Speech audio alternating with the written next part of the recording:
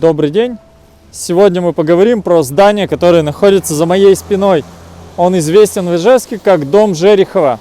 Действительно, первым хозяином и владельцем этого дома был ярославский купец Степан Жерихов, который непродолжительное время жил в Ижевском заводе. Сам дом был выстроен на Троицком переулке, нынешняя улица Советская, и перекрестке с Церковной улицей, которая в то время, в начале 19 века, только начала застраиваться. Жилая застройка только-только подходила сюда. Собственно, напомню, что в 1807 году возник Ижевский оружейный завод, а уже через год сюда стали приезжать не только специалисты-оружейники, но это были священники, купцы, чиновники, инженеры, военные, люди разных профессий и специальностей. Местных мастеровых, которые работали на Ижевском железоделательном заводе, обучали на новую специальность в качестве специалистов-оружейников. Так вот, сюда приехал и Степан Жерихов. Он занимался здесь торговлей, выстроил для себя большой особняк, в то время еще, правда, одноэтажный, по проекту архитектора Семена Емельяновича Дудина. Буквально через пару лет, в 1810 году, это здание передали под школу. И именно с этой функцией связана большая часть его истории. Сначала это была школа для детей-оружейников, впоследствии она носила название «Горная школа». Кстати, непродолжительное время здесь обучение детей мастеровых рабочих и детей-чиновников было раздельным. В 1837 году здание было перестроено по проекту архитектора Бабушкина. Был надстроен деревянный этаж, деревянные пристройки, такой полуторный этаж.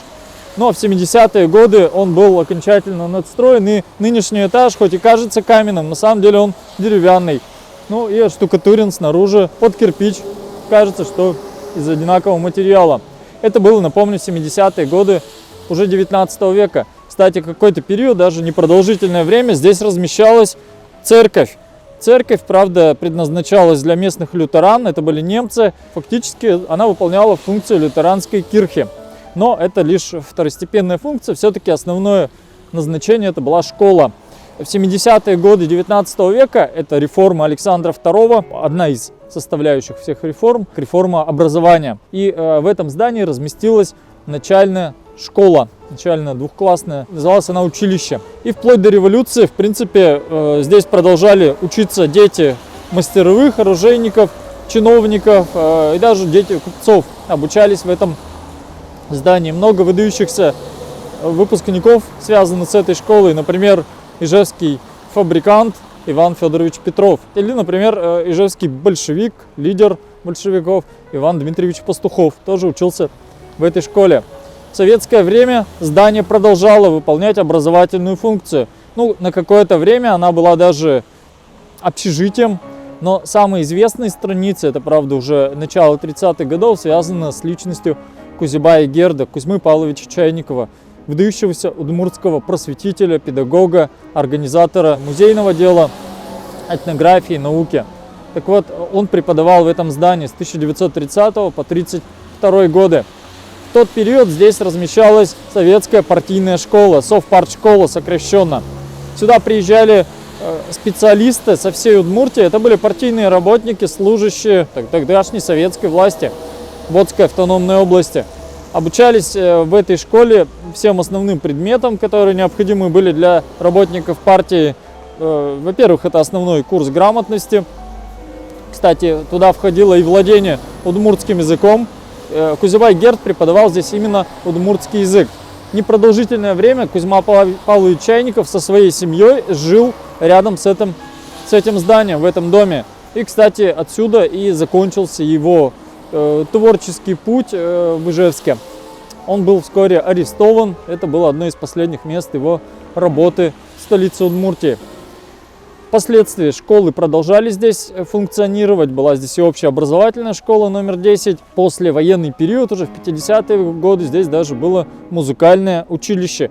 И многие годы отсюда жители окрестных домов и улиц могли слышать, как раздавалась музыка из стен этого здания. Но кроме музыкального училища, здесь была и филармония. Для старшего поколения, живущего ныне в Ижевске, это здание известно в первую очередь как филармония. Именно в тот период на фасаде этого здания появились колонны, тем самым они украсили, придали ему такой классический вид. В стиле классицизма оно и было выстроено в самом начале. А в 90-е годы здесь разместился центр декоративно-прикладных ремесел, дом ремесел, чаще так его называют. И с недавнего времени здесь же еще и находится туристско-информационный центр. Сегодня сюда приходят туристы за сувенирами, знакомятся с ремеслами, и жители города, и жители Удмуртской республики приезжают сюда, чтобы освоить ремесла. Но самое главное, здесь работают специалисты, которые восстанавливают и сохраняют те ремесла, тот багаж знаний, который был накоплен веками, предыдущими поколениями в разных отраслях, в разных направлениях. Поэтому здание это имеет и богатую историю, и богатейшее настоящее, и, конечно же, будущее.